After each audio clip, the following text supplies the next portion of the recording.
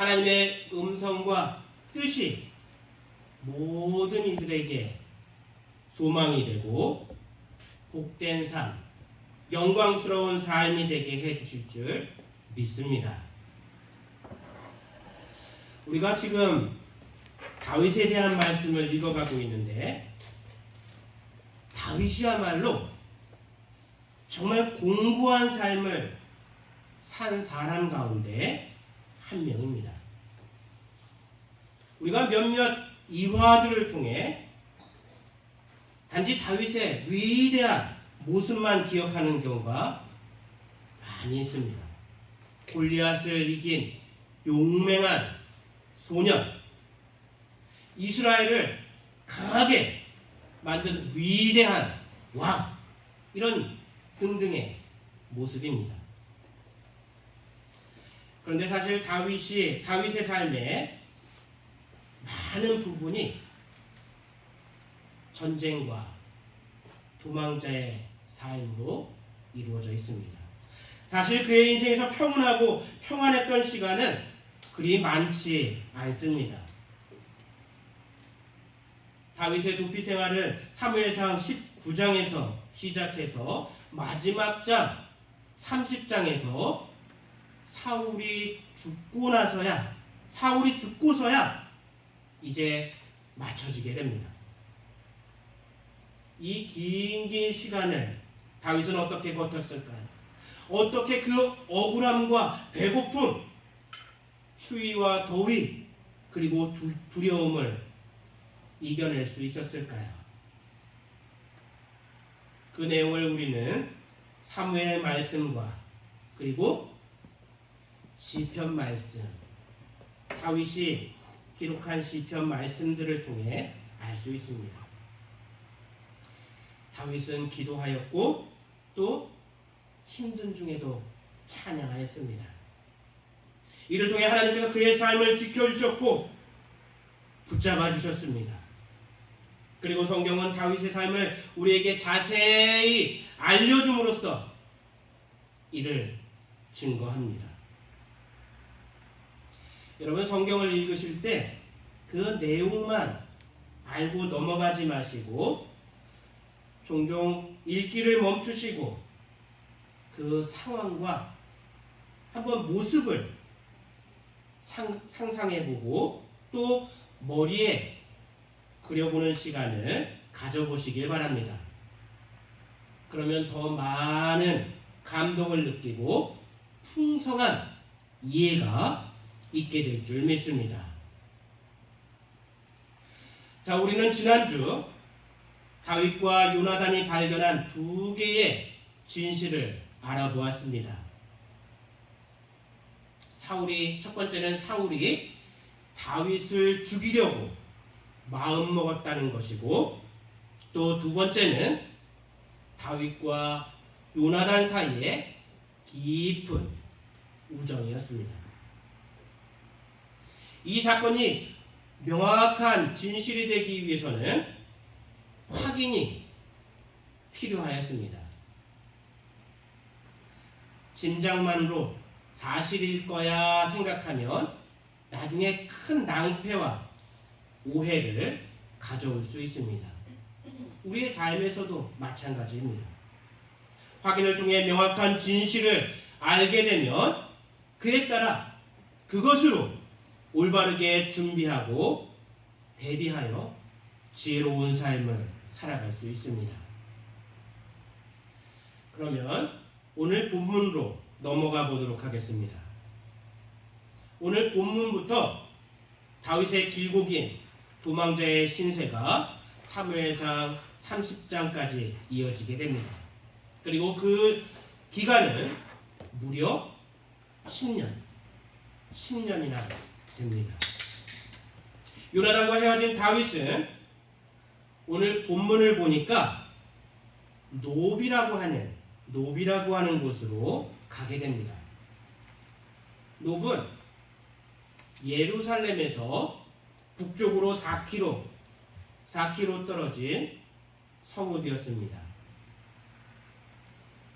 과거 블레셋과의 싸움에서 이스라엘이 패하여 법궤를 빼앗기게 되는데, 법궤만 빼앗긴 것이 아니라 실로라고 하는 성읍이 파괴됩니다. 이때 제사장들이 에봇을 가지고 노브로 피신하였습니다.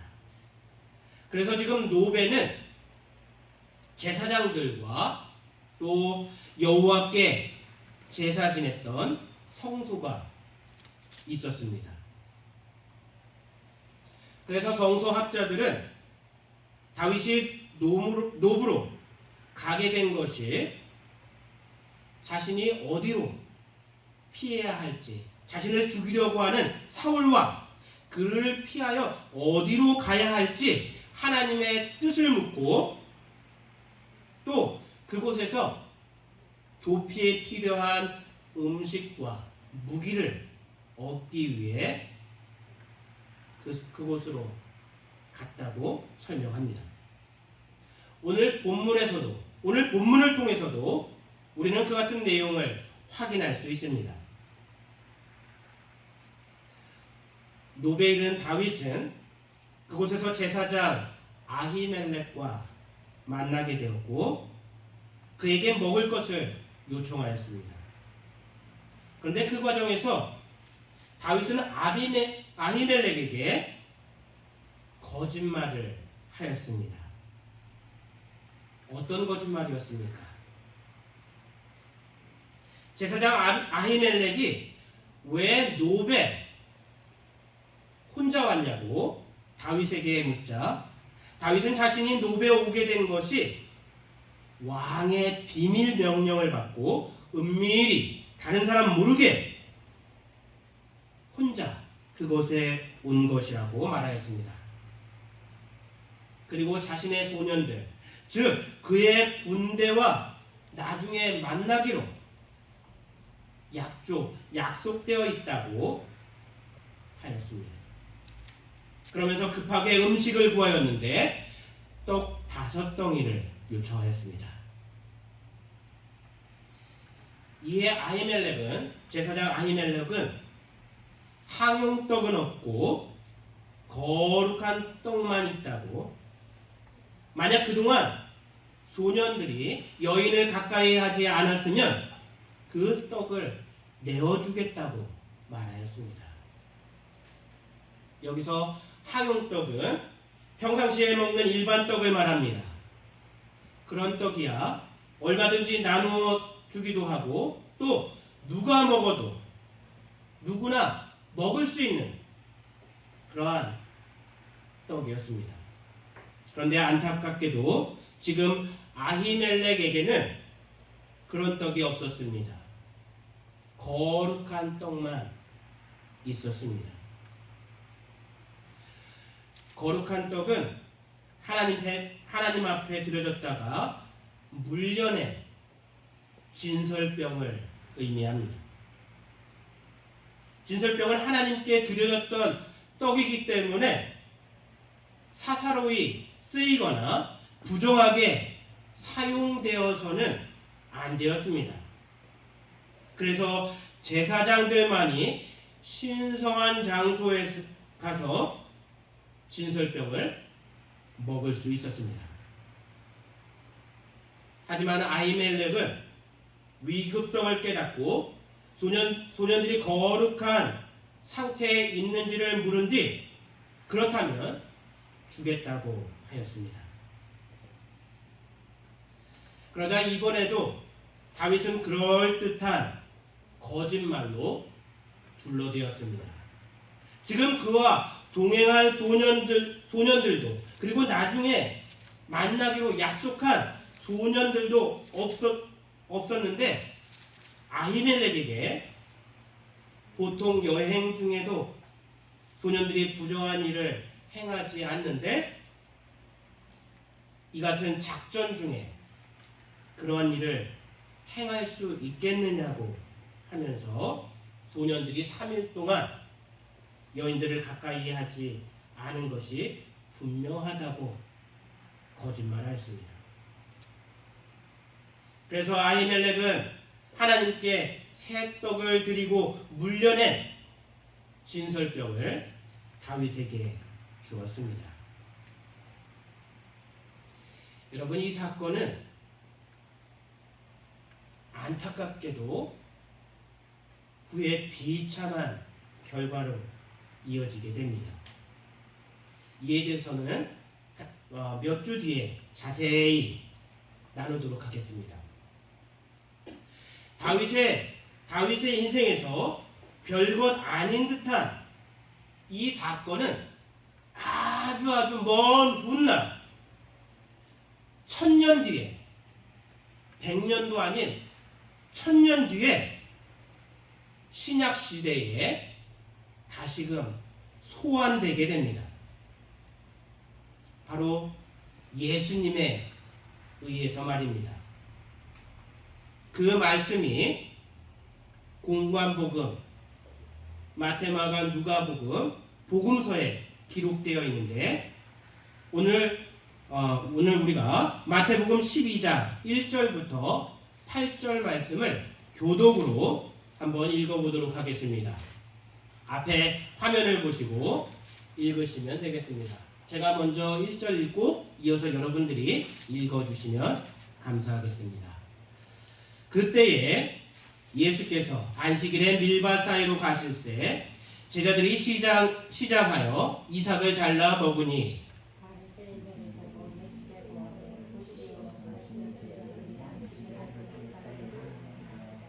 예수께서 가라사대 다윗이 자기와 그 함께한 자들이 시장할 때에 한 일을 잊지 못하였느냐.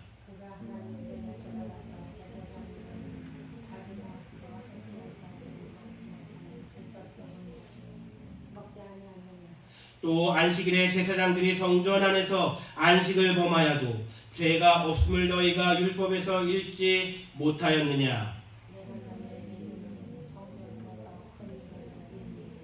나는 자비를 원하고 제사를 원치 아니하노라 하신 뜻을 너희가 알았더면 무죄한 자를 죄로 정치 아니하였으리라. 아멘. 예수님께서는 다윗이 거짓말하였고 거룩한 떡을 먹은 것에 대해 정죄하신 것이 아닙니다. 그보다 더 본질적인 것으로 우리의 시선을 이끌고 계십니다. 두 사건 모두 먹는 것과 관련이 있습니다. 다윗은 진설병을 먹었고 또 제자들은 안식일에 밀 이삭을 잘라 먹었습니다.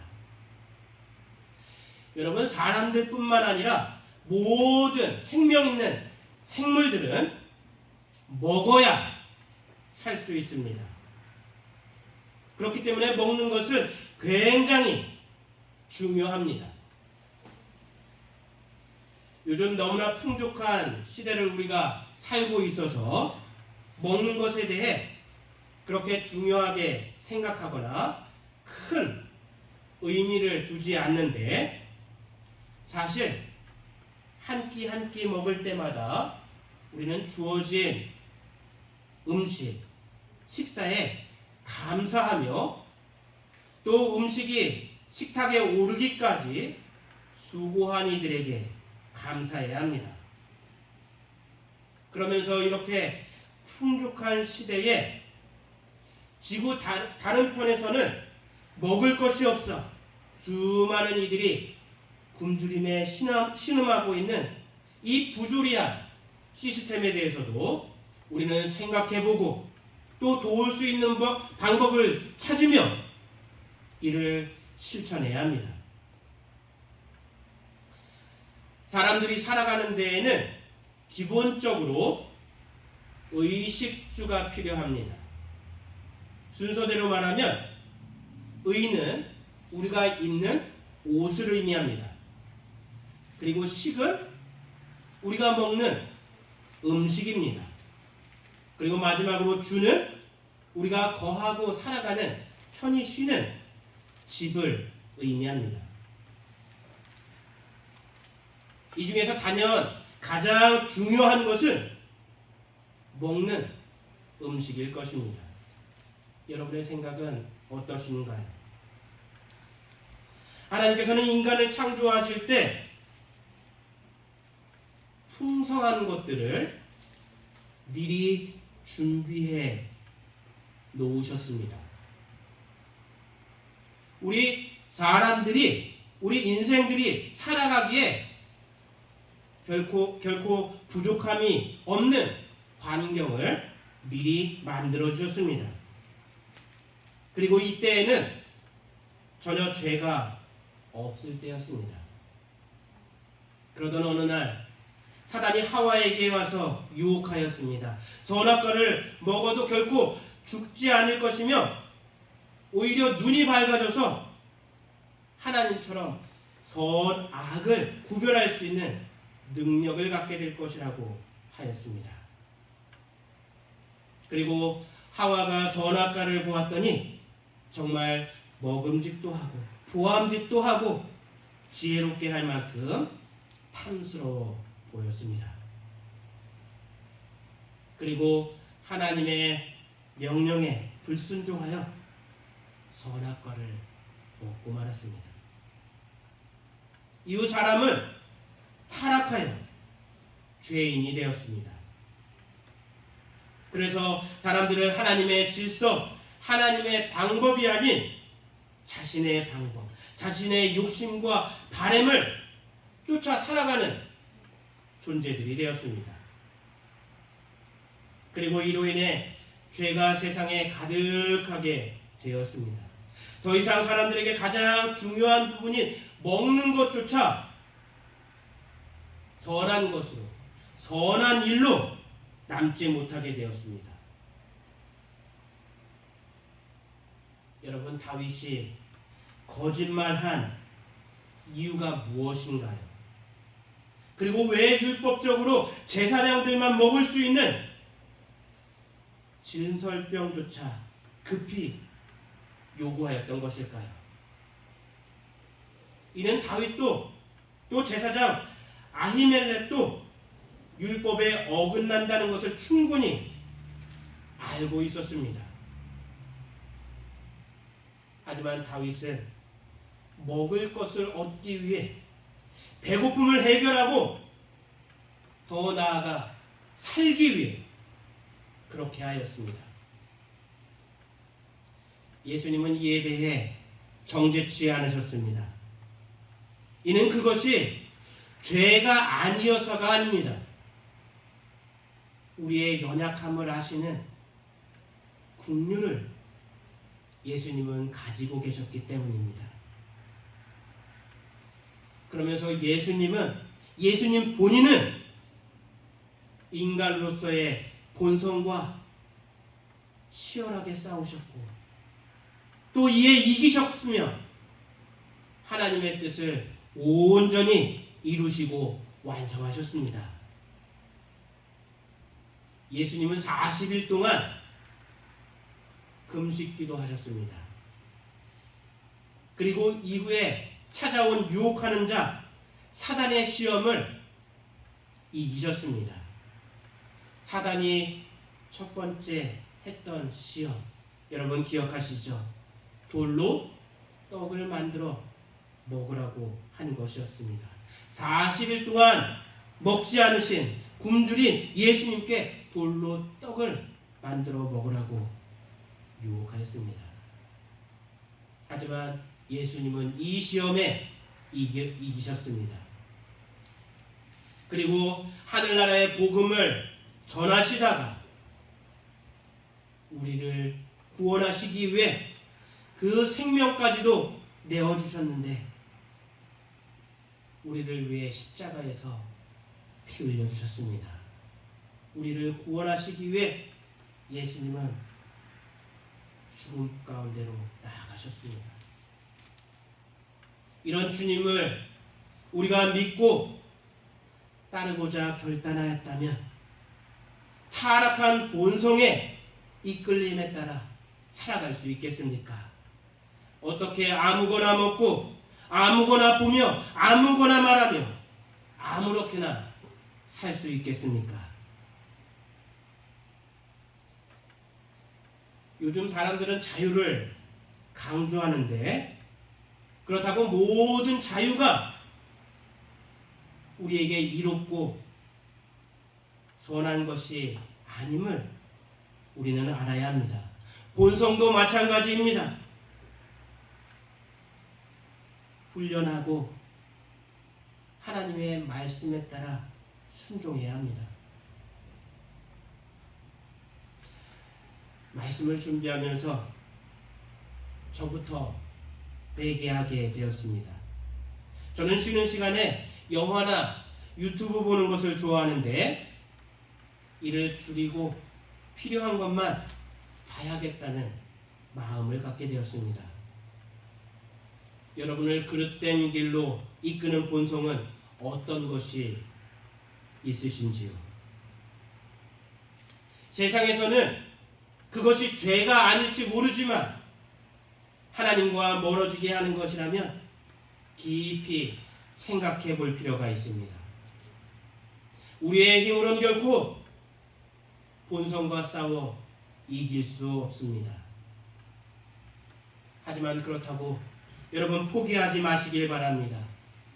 우리 주님은 우리의 연약함을 다 알고 계신 분입니다. 우리 주님께서 우리를 포기하지 않는데 왜 스스로 포기하려 하십니까? 다윗도 연약하였습니다. 다윗도 실수하였습니다. 우리가 주님 닮기를 간절히 바라고 이를 위해 계속하여 수고하고 노력한다면 주님께서 붙잡아 주실 것입니다. 당신의 영으로 우리를 충만히 채워 본성까지 이길 수 있는 능력을 허락해 주실 줄 믿습니다.